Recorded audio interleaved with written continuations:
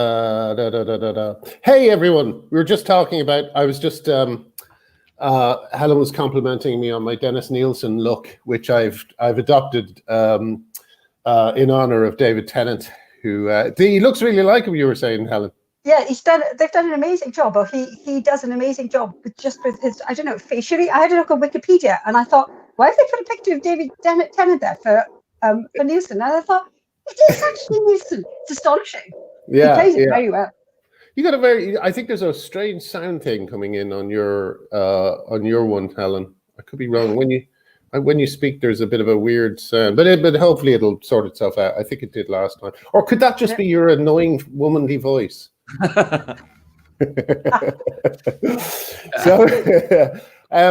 So how are we all doing? Are we all okay? Have we had a nice week? Yeah. I've had a very busy week at work, but really, what the hell? What the hell? J.K. Rowling. I mean, I know. It's glorious watching it. It's gone up. It seems to have gone up one massive notch. It's gone from, I was noting to someone today, it's gone from J.K. Rowling feeds into the atmosphere where trans people are killed to people actually writing down on Twitter, J.K. Rowling is a murderer. I mean, I've seen it. I've retweeted like a number of them. Yeah. J.K. Rowling is literally a killer, although I do quite like the use of literally in there. Literally. Although I don't think it was meant to be a pen on books. Well, that's the whodunit. It's always the person you least suspect. So the fact that J.K. Rowling turns out to be a murderer is a real is a great twist. I mean, it has stepped up, hasn't it? I'm doing something about it at the moment. I'm hoping to do something about it at the moment. We'll see, though. It may come to nothing, but we were writing about it, and we had a line in the thing we were writing about it that said, we need to stop this abuse from anonymous accounts. And I said that kind of makes it sound like these people aren't standing behind their words, and a lot of them are. It's not so much anonymous accounts. I said if you replace this with the word American accounts, it would be just as accurate. I mean, there are a host of accounts with actual names on, even some blue ticks. Yeah. Who aren't necessarily saying J.K. Rowling murders people, but there was one from, who was it? Was it Lynn Featherstone? Just earlier that I saw, and how she demeans herself. This is vicious and unnecessary. Now, it's just such an extraordinary thing because it doesn't seem to require any sort of argument there. It's just, this is vicious and unnecessary, and you're like, well, what is vicious? Can you make an actual argument? There's no need, is there? Because this is easy. This is to say to everyone, look, vote for me because I believe that, I'm repeating the mantra, and I don't actually have to justify it. I can just say this, and everyone will applaud me. Yes. And it's okay that some person is actually getting death threats. Yes. But it isn't okay. I mean, it's got extremely bad this week, and I am now thinking, where are all of the big names? This truly is the point where R.I.P. J.K. Rowling is trending, and I don't think that this is this isn't a sort of coincidence that you've got RIP for, cancel culture and RIP for death. This is sort of a plausible deniability, isn't it? It's yes. It's the Motte Bailey argument where you can say, oh, RIP, death, and when somebody questions you on it, you can say, oh no, I mean, just as in her books or her career. But it doesn't matter when you're seeing it. It's incredibly sinister. And where are they all saying, hang on, this is really bad? I mean, you've got the usual people. You've got like Piers Morgan. Let's count them. George Galloway, yeah. It's a real kind of gallery of brilliant people who you want on your side. Piers Morgan, yes, it's George a Galloway. gallery. No, but to be fair to Piers Morgan, I mean, Piers Morgan blocked me because I was rude to him about his support of Trump. But I have to say, he is playing a blinder. And the great thing about him with, I don't know if you know this guy, Artie, there's a guy over here, Benjamin Butterworth, who was hilariously misnamed by George Galloway today as Benjamin Button. The famous reverse aging. I couldn't tell whether he'd done that on purpose or not. It was very subtle. But he looked extremely stupid on this program because he was up against a woman, Piers Morgan, and a trans woman, Rose of Dawn, all of whom thought he was full of shit, and he is just there. Defending an indefensible position, while three people, you would argue, two of them central to this debate, women and trans people, are saying, no, you're wrong, you're full of shit, and I don't know, maybe it'll have an effect, because I think in the UK, this position is beginning to look pretty vulnerable, I have to say, I thought in that interview, Benjamin B came across. I mean, he was very eloquent in his speech. He kept it together when Piers Morgan was saying, "You haven't even read the book. You haven't even read the book." And I was thinking, I'm not even sure that the point is that you haven't read the book. The point is the absolute vicious anger directed towards Rowling, just for anything. I'm not even certain if people are have fully worked out what their anger is about with this, because by all accounts she's written about some chap who puts on a wig and murders. It's probably a huge spoiler. Two things. One, I think it was Nick Cohen in The Spectator who said that there's only like one sentence in the whole book where it just briefly references how one particular killer in this 900-page massive book with an array of characters at one point dons a wig and a woman's coat so that he can approach a woman without making her suspicious and keeping her guard down. That's it. The end. Yeah. It's crazy. But there's no traction. But you must remember that massive fuss they made about Thomas Harris when he wrote Silence. Oh wait, no. Yeah. Right? Oh, the massive fuss of Oscars they threw at him because they wanted him off the stage. Yeah. But it's like when Thomas Harris wrote that book, this mental civil rights activism didn't exist. I mean, it existed in the sense that people like Julie Bindel and people like that were beginning to feel the effect of it, but it didn't have the mass traction that it has now. And but what's extraordinary about it is it has this traction and it's based on nothing. Yeah, like there was a writer from Rick and Morty. Okay, it's based on misogyny. Yes, I think it's very, very important not to forget that. No, absolutely. Don't get me wrong. On misogyny. But there was a writer on Rick and Morty, and she's a woman, a natal-born woman, and she said something like, "As long as J.K. Rowling keeps saying that my friends want, that she wants my friends to die, I'll keep saying whatever, Is that what she was?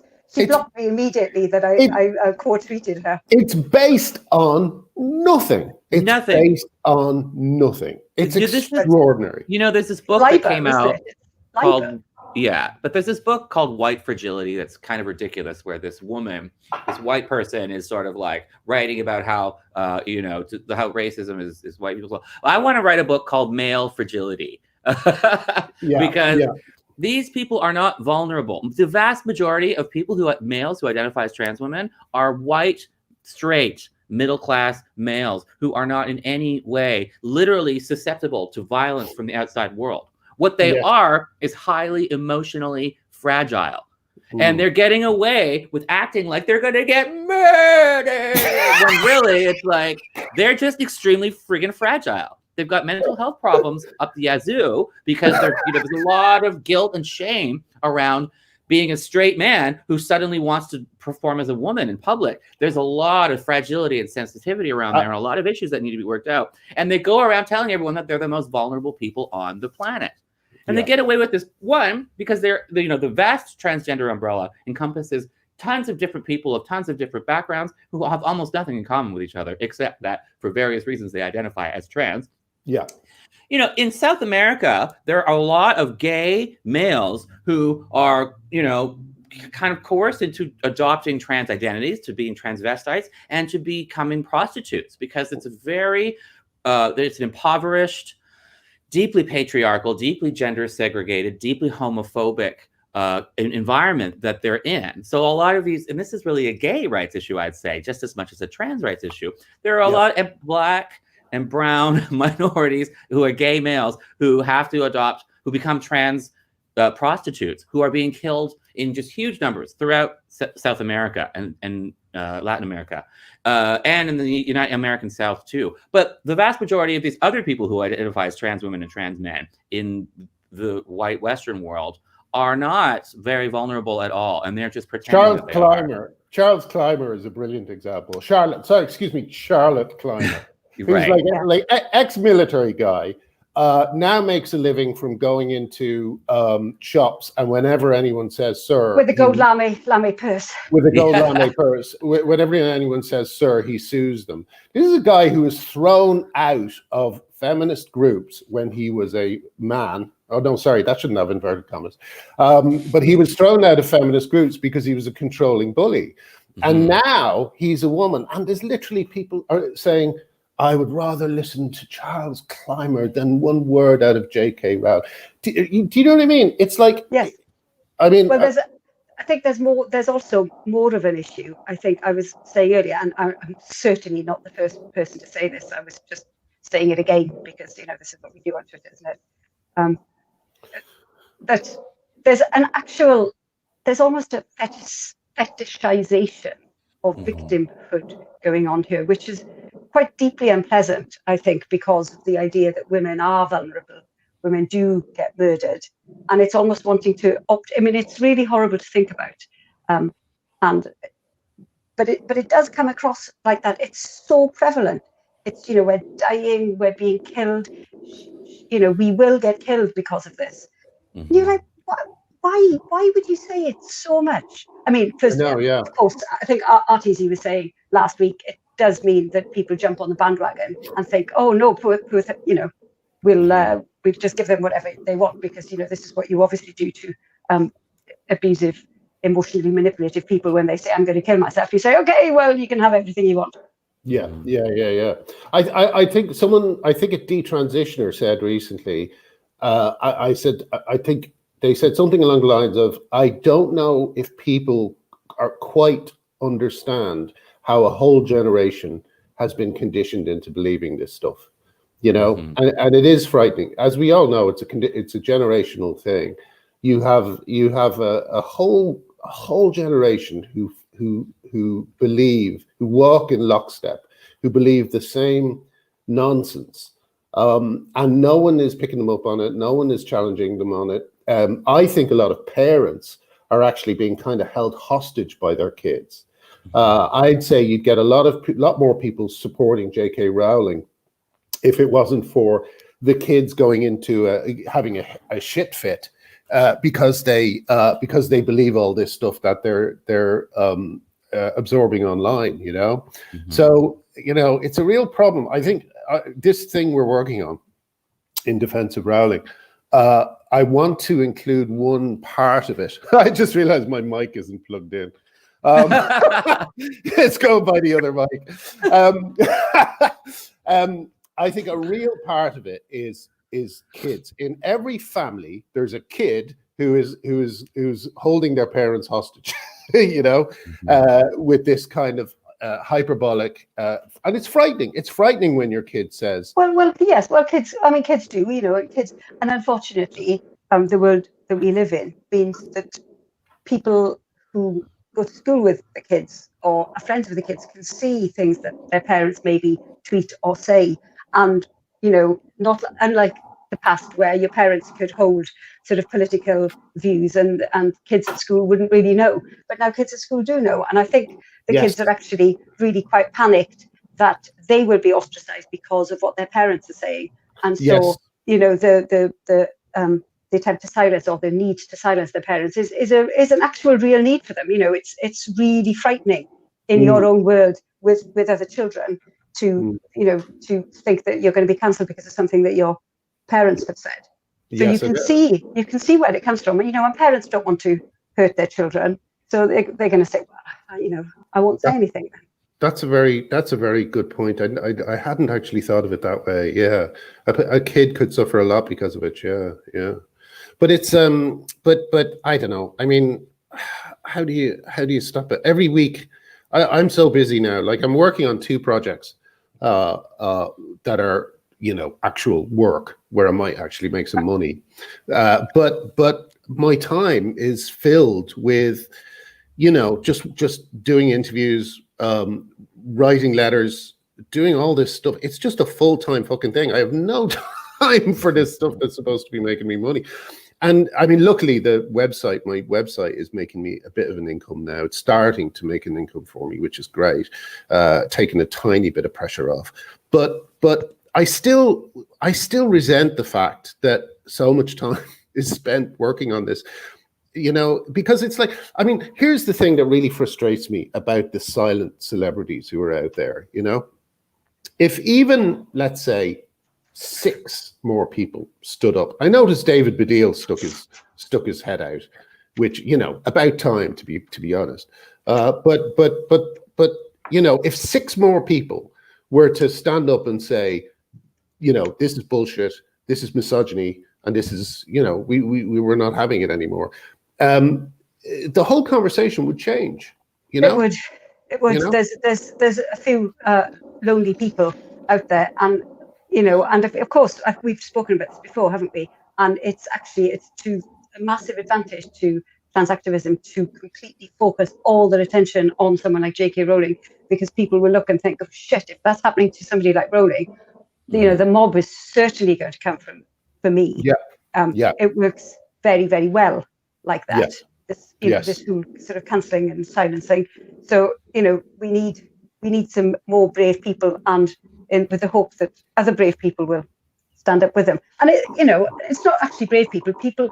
I mean, it is brave people, but also people who must know that this is absolute rubbish. It's dreadful and it's wrong, and it's quite insane. And they must know. They must know. I think a lot of people are kind of not sure, though. I think the idea is that if trans people are as vulnerable as they keep screaming and shouting that they are, as invulnerable, as susceptible to being attacked and not just feeling very fragile, then maybe there's a point that no amount of even small criticism of their movement isn't worth it because it could harm this already vulnerable group. So I think a lot of people are just like, I'm not sure yet whether these people are, are vulnerable or not, and I don't want to harm them in case they are. So I think we really need to hammer the point home that this is just a complete confusion of being vulnerable to attack and feeling hyper fragile. And fragility is everywhere on the left these days. Trigger warning, safe spaces. Everybody is making a virtue out of telling the world how fragile they are. Because the left has made a confusion that if you say that you're really fragile, they don't understand the difference between that means you're actually more likely to be harmed by others because of your status. And it's like, no, you're just more likely to have your feelings hurt because of your status, The other thing is it's oh, sorry, Artie, I cut across you a little bit. Oh, no, go ahead. Yeah. Oh, no, all I was going to say is it's a self-fulfilling prophecy as well, because if you tell people they're fragile, they will be fragile. That's right. And as but it still doesn't mean that they are actually, it's a self-fulfilling prophecy for your own feelings, sure. But this is why actual reality. Like somebody was saying on Twitter earlier, I just had a quick look. And somebody was saying, well, can you explain how J.K. Rowling is a murderer or is wrong or something like this? And they said, well, she would influence people who would influence other people who would influence other people. And I'm like,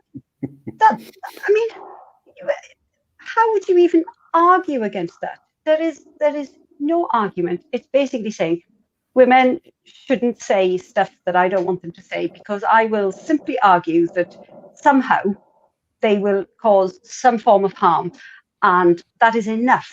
That is enough for her to be quiet. But that's not enough. No. I mean, to curb somebody's speech, it has to be a lot more than that. Yeah. Because, you know, if this was the case, if these influencers influenced others and influenced others, then people could name just very quickly some prominent males who had murdered trans women. Oh yeah, But my guess exactly. is that if you asked anyone to name some sort of trans murderer, they wouldn't be able to come up with anything because first of all, especially in the UK, it hardly ever happens. That's right. And because it's all a pretense. It's a pretense right. to silence women. That's what it is. And women have experienced real harm. Talk about harm. The ACLU tweeted yesterday or the day before some tweet that like some 25 trans people have been murdered because they're trans already this year. And it's, first of all, you don't know that they were murdered because they're trans. People get murdered for all kinds of reasons, right? Not, you know, but that's actually a very small number.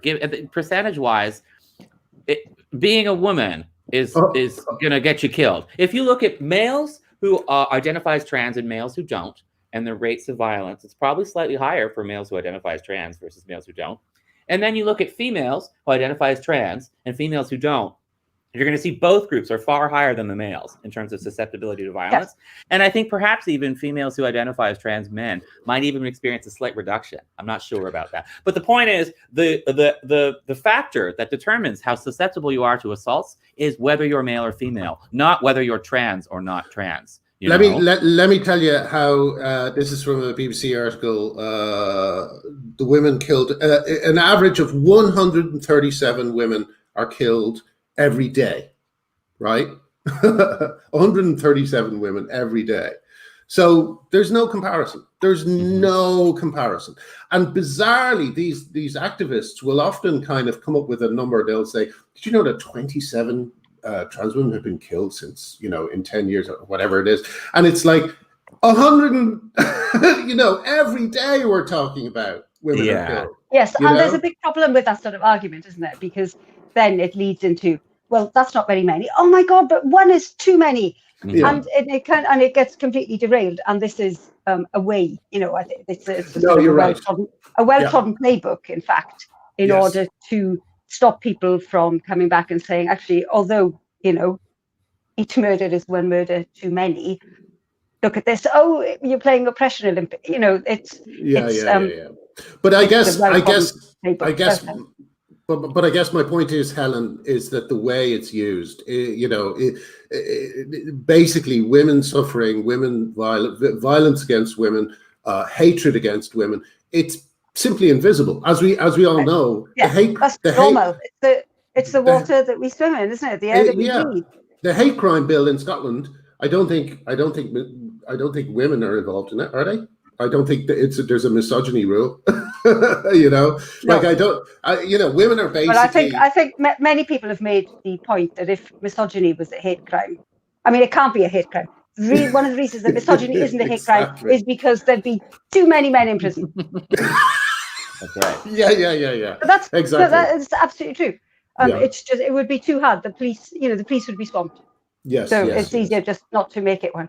Yeah, but I like the Oppression Olympics angle. I think we should be playing it more, to be honest, because, you know, the thing that feminists are noticing, and the reason that feminists are standing up to this, is they see that it's women and girls who are the most vulnerable group, who have won the Oppression Olympics, and not these white middle-class straight males who wear feminine clothing and, you know, who have their own separate set of issues. And we should point that out, because the more and more men are identifying as trans, for more, but they're doing less and less to actually justify their claims to being women, and they're pushing further and further into women's spaces. All the while, women are seeing that, so they're becoming less and less vulnerable as the population gets larger and larger as a group, and they're pushing further and further into women's spaces. And women remain, to this day, women and girls, the most vulnerable group. You know, it's been one of the most disappointing things for me in these last 10 years that I've been aware of this fight, this conflict, is how women and girls are just completely ignored in favor of male-born people. they're suddenly the most vulnerable, which is just, it's so galling for women who have fought so hard to, like for Julie Bindel and people like that who have just fought so hard to get it into the sort of the public consciousness that women are murdered at the rate of 2.5 women a week. Yeah. And it's so galling for us all to have now had to go right back and fight even to get heard again, because you talk about it and then that's it. Every conversation gets derailed, like counting dead women. Are you including trans women in that? And it's just the massive disappointment that society just does not care. They just don't care. I'm going to open the window. A massive fly has come in and it's buzzing around my head. Can I add to that? There's something as well that's probably a little bit of a subtle adjustment to that idea that trans people are not vulnerable. And it is that I think that it is very true that trans men, by which I mean natal-born women, are very vulnerable. I think that they are extremely vulnerable to this ideology, because as we all know, the ideology says that men don't need to have any kind of medical intervention to become women. However, for some reason, young girls seem to be encouraged to cut their breasts off, to take drugs that might lead to them having hysterectomies. It is. I think it's absolutely true, and I think that's what happens sometimes. I think people look at trans men and they think they're very vulnerable, and they are, but they're vulnerable because they're women. They're vulnerable because they get the shit end of the stick, like women do in everything, So I think what's happening sometimes is a lot of people are looking at their trans friend, who's usually a girl, because we know that the amount of young girls transitioning has shot up, and they think, well, my poor lovely friend, who just wants, the thing is, these poor lovely friends, they're going to hit a number of things in their life. They're probably going to have medical complications. They're going to hit the fact that gay men do not see them as other gay men. They may be briefly fooled by the cosmetic appearance of things like facial hair and stuff like that, but that's not going to last, too long. And just like in everything else, trans identified women are going to be fucked by the end of this. Keira Bell, I mean, the Keira Bell case just can't come in fast enough, no. Because I'm just hoping that the brakes are put on for other young girls who are entering into this and being told by organizations, like there's one organization they're in Norwich, and they're called MAP. They go into schools and they counsel young girls. Well, I think slowly that side of it, because there are maybe 3 or 4 distinct sort of fights within this fight, and I think that side of it, I think the NHS having changed their guidelines in terms of puberty blockers, I do think that one is slowly moving up into public consciousness, and I think that will slowly change. I do believe that will slowly change. I hope so. Like Mermaid seems to have had to dial it down a little bit. Yes, it's hard to tell. They completely changed their advice on what makes people trans. They used, yeah. So they used to very specifically talk about stereotypes, and then they've done an about turn and said, "What do you mean stereotypes? No, nothing to do with stereotypes." Yeah, it's all gaslighting all the time from mermaids. They're hilarious. Well, I think it's almost not even purposeful gaslighting. I genuinely think it's like, oh shit, look, we can see the way the wind is blowing. Let's forget that we said that and move on to say this, because I think what's very key about mermaids is that they have one end, don't they? They want to justify. Everyone involved is surely going to want to justify their stance, because nobody's going to want to think that they've come into this and helped their children to transition and then think, oh God, there could have been another way. Nobody wants to think that. So they're always going to think, so this is the justification. And so they are going to change their, they're going to go with the way the wind is blowing, because they actually want to, it's an end. It's an end. It's not, okay, let's look at the evidence and see where we get to. It's absolutely, this is where I want to get to. Let's change what we're doing in order to keep us here. But what do they want to get to? And that's why they want to justify their stance that children should be affirmed, and because there's some parents here who have gone along with it, and they are absolutely not going to want to think. The whole organization is just made up of parents who've trans their kids. There's no professionals. I'm afraid I think it is. Yes. And so I think what you're saying, Helen, is I think there's an argument that, and I've seen this said a lot, and I do tend to agree with it, that basically Mermaids is an organization that was set up to kind of retroactively forgive what Susie Green did to her kid, Mm-hmm. and if you look at I think that's the base of it, yes.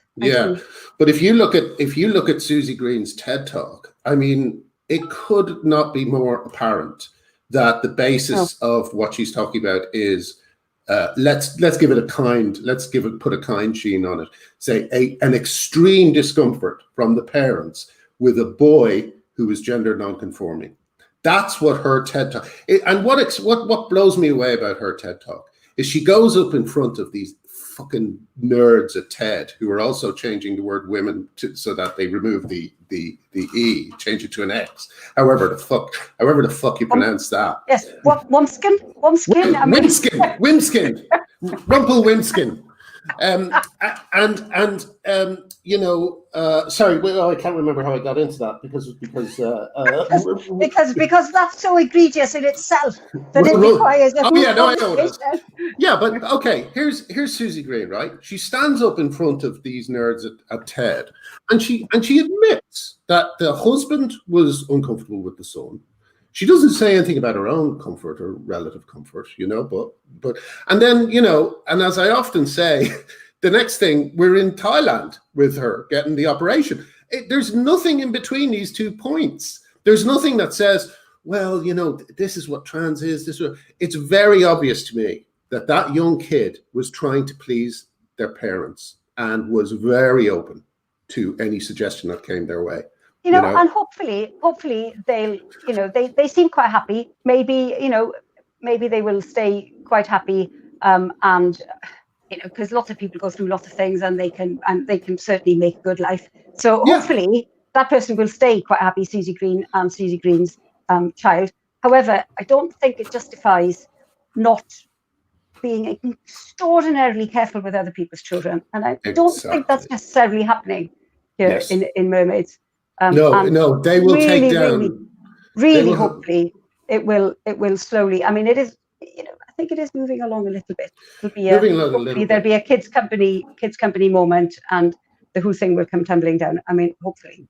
But it's going to be so awkward when there are more detransitioners than people who remain happy as transitioners, because then they're going to feel pressure to detransition themselves. You know what I mean? Maybe they have come to terms with what they've done, and maybe they have some sense that it could have gone better, but there's no going back. So you have to just keep going forward. And it's going to be hard for them now because, it's going to be hard because they're going to be facing a lot of judgment, perhaps, I wonder how much, I mean, as we all know, there's no kind of guiding brain behind this unless you count someone like Pritzker.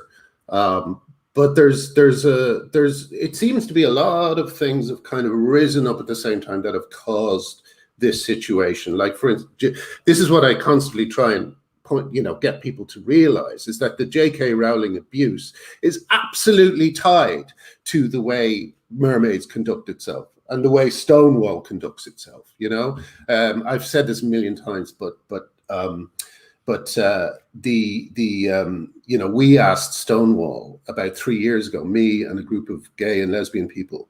I shouldn't put myself at the start of that sentence. But Johnny Best, who's a gay activist who's in Queer Up North, he actually wrote the letter and we all signed it. That was 3 years ago. We asked Stonewall if we could have a less toxic debate, and they said, no. It was just a flat no, And I think it's because in Stonewall, I think Stonewall. I wasn't aware of that. They actually replied and said, "Oh yeah, within the day." No, this is what they. No, yeah. Or well, no. We feel that the way we are conducting the debate is reasonable. Yeah. They did what they always did, which is they cast what we were saying as unreasonable, whereas what we were saying was there's a few places where there are tensions and we need to talk about them. And can we and can we talk about them in such a way that the people who are expressing opinions that don't fall into line with Stonewall's opinions aren't demonized and turned into hate figures? Stonewall, no, we're not doing that. No, that's the same sort of reverse about turn, isn't it, as conversion therapy? Exactly. It's really very, it couldn't be clearer, I don't think, that actually converting a child or an adult from a boy to a girl, that's conversion therapy. To say, if you like to dress like this or you want to play with these clothes, then convert to a girl. That's the conversion therapy, not saying maybe you can be comfortable with who you are.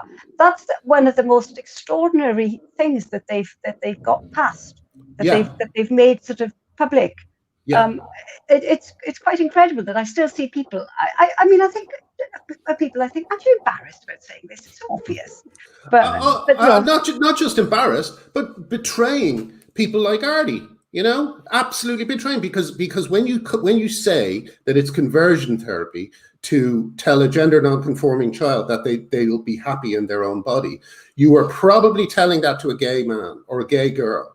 You're probably telling them that they actually will be happier if they become straight. Essentially, that's what you're telling them. And I think because they kind of do. I think a lot of people still feel a little bit of discomfort around gender nonconformity in people. It just kind of off-puts them a little bit. So they genuinely think if you can become a gender conforming person by transitioning, you will be better off. I will feel better off. And they normally, in a normal world, like let's say up until the early 2000s, anybody who was thinking that would recognize, wait a minute, there's actually homophobia in that thought. So I should try to learn to do better. But now they're being encouraged to think that way because they're being told it's okay.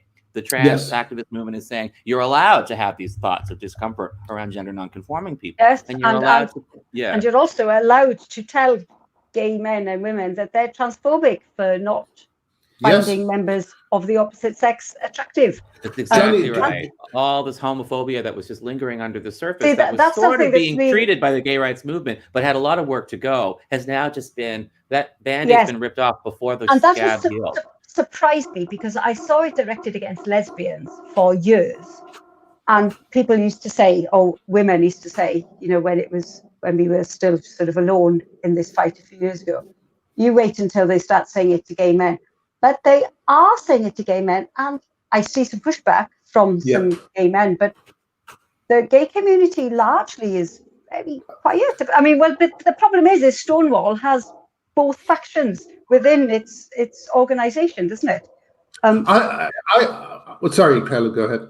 No, I mean, this is it. I've been really surprised that there's not been like a wake up now that gay men are being told this. Well, it's going to take longer than usual because gay people don't have much of a community anymore. They're kind of dispersed and incorporated into society largely now. So they're not concentrated. And the gay activist organizations have been completely taken over by straight males. I see. Yes, of course. That makes sense, doesn't it? Of course, that's why Stonewall is allowing it to happen, because they're mainly all about the tea. Mm-hmm. Yeah. What if I've been thinking about a truth and reconciliation thing like they had in South Africa, to where first of all everybody who kind of broke off contact with their friends and family and stuff like that have to apologize. But the second thing is that, and this is I think a reasonable thing that I think would help everyone, is that Ruth Hunt goes to jail for 1 month. I think that would be fair. If Ruth Hunt went to jail, and she could keep her Baroness, she could stay a Baroness, but if she went to jail for 1 month just to apologize for what she's done to lesbians and gay men, then I don't know. I'd be able to take. I'm afraid. I'm afraid I think I'd rather send one of the male trans activists who were probably there before Ruth Hunt. I think Ruth Hunt came along with Stonewall, and that's the direction they decided to take Stonewall in. But this wasn't her idea. Like, trans activism wasn't. I mean, she's fed into it and she's helped it along, but it was there before. Maybe I'm blaming a woman for something that was actually a man's fault. I do know though that she promised, I think, Anya, that lawyer, Anya, I can't remember her second name, Anya from Twitter. Sorry, Anya. Yeah. Now that I'm off Twitter, I forget everyone's second name. Right. But she promised Anya, I think she took Julie Bindel and a couple of others. She said she would not be pushing this, and she just lied to them basically. You know, that's right. Yeah, she spoke frankly off the record at a lunch. That's right, with Julie Bindel. She was quite frank about this issue, and she recognized the conflicts and the problems when she was speaking face to face with Julie Bindel and this other person. So that makes it even more scandalous that she went all in. Yeah, I guess I think an aspect to this is again Trump being the kind of the man of the moment, as they say. I'll tell you a story about that in a sec. But Trump's kind of I think this movement is full of mini Trumps, right? Narcissistic people who always attack, never apologize, never back down. That's the Trump ethos. And another one of Trump's kind of Trump's ethos is also to simply avoid things like press conferences, to never really put himself into a position where he has to answer for everything. And that's what Ruth Hunt did. That's what Stonewall have done. They simply remove themselves. Like, you know, as we all know, yes. They won't appear on a news program with anyone. Poor old Benjamin Butterworth is the only one brave enough to stand up. You know, he should be given some. Well, and I think I'd like to say again, despite the fact that I thought what he said was rubbish, I thought he said it quite eloquently. Yeah. I don't know why you're giving him so much. Give him that. But anyway, but at least he has the courage. But he's obviously someone who likes the limelight. But so it's not that impressive. But the thing you just said about Ruth Hunt to Julie Bindel's face saying one thing, and then as soon as she gets the safety that we all have behind our computers, you know, where we can just block. We can turn off replies. Stonewall are basically turning off replies for everything now. You know, I mean, that's money, isn't it? That's the motivation of money and politics, isn't it? You know, people will say all sorts of things to broker a deal to get people on side, and then when it comes down to it, they'll just act in their own interests. I think Stonewall is massively acting in their own interests, sort of for money. Absolutely, and my point is that the thing that we thought would make it harder for people to you know, we thought the internet would make it easier. Well, at least I did. I thought the internet would make it easier for people to be answerable for their actions. But in fact, the opposite. But they just hit mute. Yeah, they pretty much do. They hit mute, really, don't they? They hit mute. They don't reply. Yeah. Hitting mute at a corporate level, basically. That's it. And I saw. You know, because lots of people do it. I saw just last week after we'd done this, I had a look, and somebody had tagged me in and asked Virgin Active UK. They'd said they'd shown a little sign that had been up in the gym saying that boys over the age of 9 should not be allowed in the women's changing room, which, you know, I largely agree with that. Yeah. And so she tagged me in and asked Virgin Active, but what about males who identify as women? And some chap called Dan, I think, came back, just as Alice had done for the co-op, saying, yeah, no, absolutely, you know, we are an inclusive business and we agree with this. But unlike the co-op, Virgin Active had piles of people sort of saying this is ridiculous and asking them question after question after question. They just haven't repeated it. Yeah. No response. Which for them, of course, is probably the best way of doing. I did know George Galloway joined in. He tweeted them, but you know, there's the no response is probably it's pretty much the only response that they can have, isn't it? They can virtue signal, and then they can just ignore. They just ignore women. We simply don't care. Exactly. You know, it's what's that guy? Let me just see if I can find his name. Can I find him? No, I probably won't be able to. Sorry, talk amongst yourselves. Well, maybe in the meantime, let me just say, maybe it's a good idea to be praising Benjamin Butterworth. Oh yeah, James Felton. At least he had to engage in the debate, because anytime any of these people engage in the debate, they're going to get their asses handed to them. So let's encourage them to do it more. Yeah, absolutely. And he did come out of it very badly. Piers Morgan made him look like a bit of a, well, let's not go there. However, he didn't come across well. He didn't have a decent argument at all. And again, like I was saying, for me, it's not even about the book. It's about, the absolute furious anger directed at a woman. It's like James Kirkup, obviously he dashed off a quick but excellent Times article saying it's just as, the only issue here is misogyny. Yes. Just so misogynistic. I thought that was a very well written article, and fair play to the Times again for printing it. Yeah. The person I was looking for was James Felton, who's this guy. He's a writer on Twitter, but he's hilarious. He the other day he tweeted just a thought, but maybe the media should talk to trans women rather than Hagrid, and he turned off replies. These they do not have the courage of their convictions. We should put out an open call that anyone who'd like to speak to us on this channel about these issues, if they disagree with us on these matters, we'll leave the door open. We'll have. In fact, I can even bow out and let some, Artie, so that it doesn't look like we're ganging up on people. We could. I'd be very happy. I would be very happy to do a one-on-one conversation with anyone. Yes, anyone. I would certainly do it. All of us would, but none of them would, because they know their positions are indefensible. They know and the thing about poor old Benjamin Button is that he thought he could just rely on the thought terminating cliches that we're all so used to. Most thought he could rely on outrage. Yes, just outrage. Yeah, and it just doesn't work anymore. It doesn't work anymore because, for one thing, he was saying it to a trans woman. He was saying it to Rose of Dawn. Yes, that was quite awkward. It must have been. I mean, but I've been in this long enough that, I remember thinking, oh well, when people see there's loads of trans women that agree with us, they'll kind of come around. They'll see but no. The activists paint the trans women as monstrous kind of imposters or something. Yes, I'm afraid I've climbed so many mountains with sort of false peaks in these last 10 years. I thought, aha, here we go. This is it.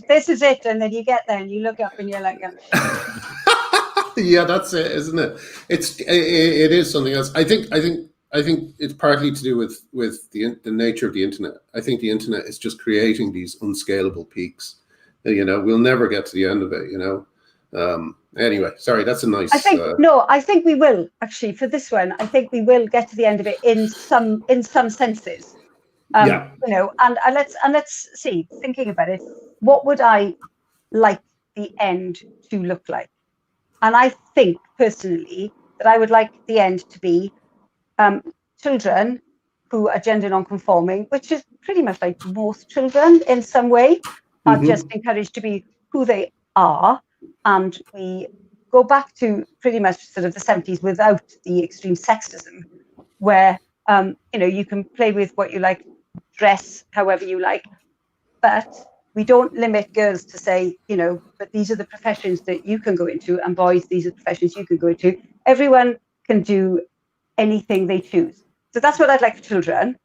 And then for women, I'd like them to be listened to and taken seriously. And I would like them to have their safe spaces for their sex-based rights to be protected until men stop their, murdering and raping. Yeah. So, but, that's a different hill.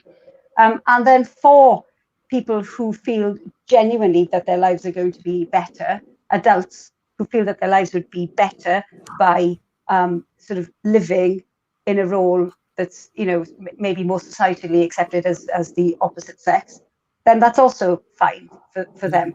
And for us to accept that, but to say, however, you know, let's make some provisions for people like this, who, you know, maybe anyone who's uncomfortable with, say, the toilets or the changing rooms that are allocated for their natal sex. Let's just have one unisex place, sort of open from the corridor, sort of unsigned or gender neutral, that people can use. Yeah. I think. Which, by the way, is the position. Is that hard? These are not unreasonable, and a reminder that that's actually what Miranda Yardley and Fiona Orlander are fighting for. They started a petition arguing for third spaces as well. You know, so you know. And we know it can be done. We know it can be done because disability rights activists did a fantastic job for them, you know, for disabled people in order to get accessible spaces. So we do know that it is possible to do. Yeah. So that's what I would like the future to look like, and I surely must be able to get there.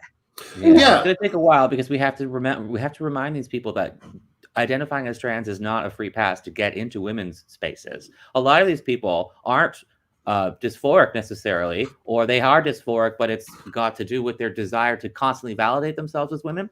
And they have to recognize that you're not literally changing sex. You're taking some steps to facilitate your comfort and adopting the social role as a member of the opposite sex. But you have to be able to, within yourself, be able to acknowledge that you're still male if you're a trans woman. You have to. If you can't even do that, then you need therapy. You're going to be miserable for the rest of your life. You're going to be miserable for the rest of your life. Well, yes, and the people around you, because they're constantly going to have to be told, you know, it's this need to control other people around you.